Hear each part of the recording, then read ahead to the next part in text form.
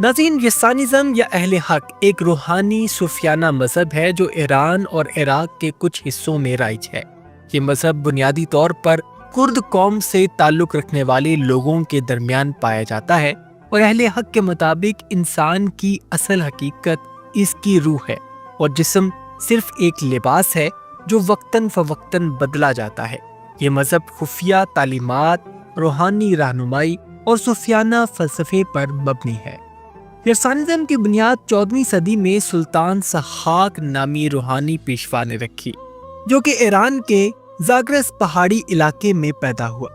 کہا جاتا ہے کہ سلطان سحاق کو ایک روحانی مکاشفہ حاصل ہوا اور اس نے انسانیت کو راہ حق کی طرف بلایا۔ اس کے ماننے والے اسے پیغمبر، ولی یا خدا کا مظہر مانتے ہیں، نعوذ باللہ۔ یسانزم کے مطابق تاریخ دائروی ہے، یعنی سرکولر ہے، یعنی وقت بار بار لوٹ کر آتا ہے اور ہر دور میں خدا کسی صورت میں ظاہر ہوتا ہے۔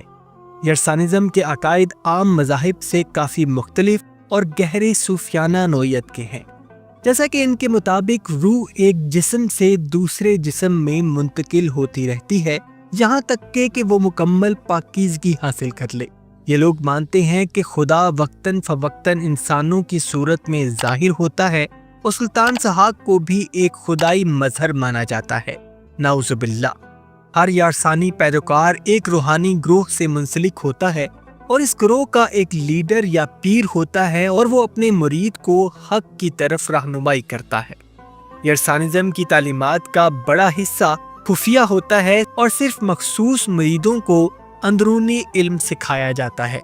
یسانزم کے درمیان رنگ، نسل یا دولت کی کوئی تمیز نہیں، سب برابر ہی سمجھے جاتے ہیں۔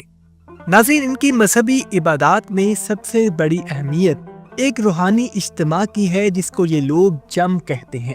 یہ ایک مخصوص روحانی محفل ہوتی ہے جہاں ان کے پیروکار اکٹھے ہو کر ذکر، دعا اور مخصوص کھانے بانٹتے ہیں۔ یسانزم میں موسیقی کو بہت روحانی اہمیت حاصل ہے، اور دف نامی روایتی ساز استعمال کیا جاتا ہے اور صوفیانہ کلام گائے جاتے ہیں۔ اس مذہب میں کسی خاص وقت پر کوئی عبادت کرنا ضروری نہیں، بلکہ نیت، دل کی صفائی اور روح کی ترقی کو اہم سمجھا جاتا ہے۔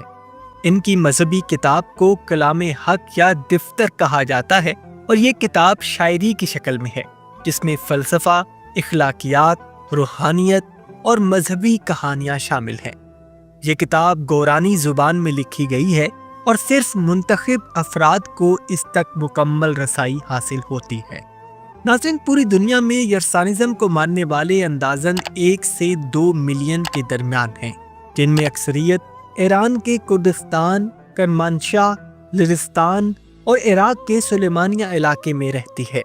یہ پیروکار اکثر خود کو مسلمان ظاہر کرتے ہیں کیونکہ ایران اور عراق جیسے ممالک میں مذہبی اقلیتوں کو آزادی حاصل نہیں ہے۔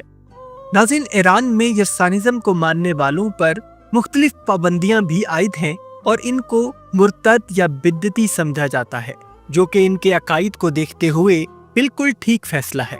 اور ایران میں یسانزم کو ماننے والے اپنی مذہبی شناخت کو چھپا کر زندگی گزارتے ہیں تاکہ سیکیورٹی، تعلیم اور روزگار کے مسائل سے بچ سکیں۔ اور چونکہ یہ مذہب زیادہ تر خفیہ تعلیمات پر مشتمل ہے، اس لیے بیرونی دنیا میں ان کے بارے میں بہت کم معلومات ہیں۔ ناظرین، یسانزم مذہب میں عورت اور مرد کو برابر سمجھا جاتا ہے، موسیقی کو عبادت کا حصہ مانا جاتا ہے۔ ان کا عقیدہ ہے کہ ہر روح کئی جنموں سے گزر کر حق کو پہچانتی ہے، اور یہ لوگ سفید لباس کو پاکیزگی کی علامت سمجھتے ہیں۔ اہل حق کی رسومات میں صرف مرید شامل ہو سکتے ہیں اور غیر مرید کو رسائی حاصل نہیں ہوتی۔ اور ناظرین، بنیادی طور پر یسانزم عقائد کے لحاظ سے ایک شرک پر مبنی مذہب ہے، جس میں ایک انسان کو خدا کے برابر تصور کیا جاتا ہے، اور جن کا دین اسلام سے دور دور تک کوئی تعلق نہیں ہے۔ امید کرتا ہوں ناظرین آج کی ویڈیو آپ کو پسند آئی ہوگی۔